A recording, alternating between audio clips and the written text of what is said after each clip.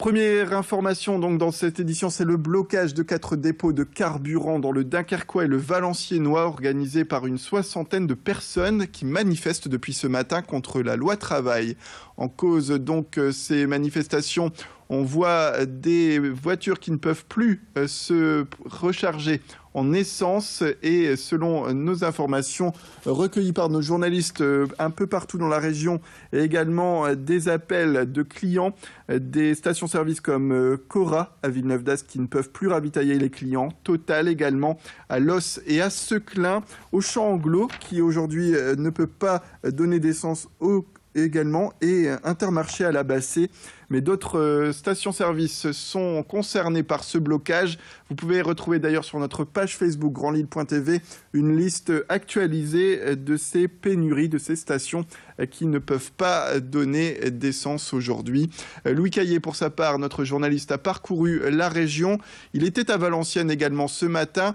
Il nous décrit aujourd'hui les conséquences de ce blocage. N'est-ce pas, Louis ? Oui, Xavier, je me suis rendu ce vendredi sur l'entrepôt pétrolier de Valenciennes qui se situe à Dauchy-les-Mines, juste à côté de Valenciennes. Et depuis jeudi matin, 4h30, une soixantaine de militants CGT et Sud Solidaire sont mobilisés et bloquent les 2 points d'accès au site. Leur objectif, clair et annoncé, bloquer le site pétrolier pour ensuite ralentir l'économie française. Et on peut dire globalement que c'est chose faite, puisque les pompes à essence autour du Valenciennois sont prises d'assaut par les automobilistes. Certaines limitent la quantité, d'autres interdisent tout simplement, et c'est le cas de la pompe à essence Carrefour à Denain, interdisent aux automobilistes de remplir de l'essence via des bidons.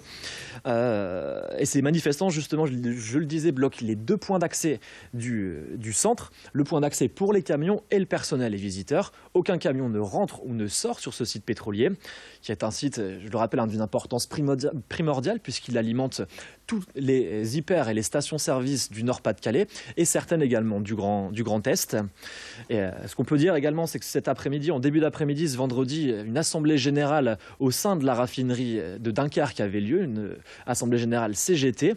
Ce qu'il a été dit et décidé, c'est que la mobilisation continue pour ce vendredi soir, avec de nouveau une assemblée générale prévue pour samedi matin, si les forces de l'ordre n'ont pas évacué les lieux ce vendredi soir.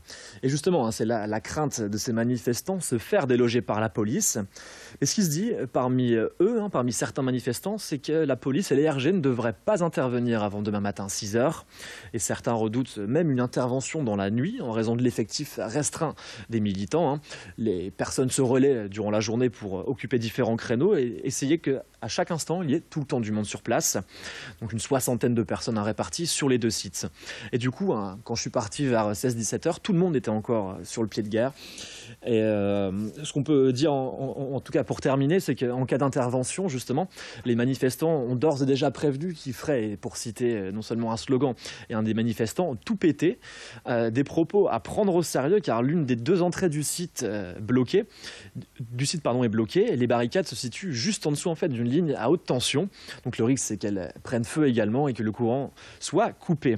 Et en cas d'intervention, justement, les militants veulent mettre le feu aux 2 barricades et donc un risque potentiel que la ligne à haute tension prenne un coup.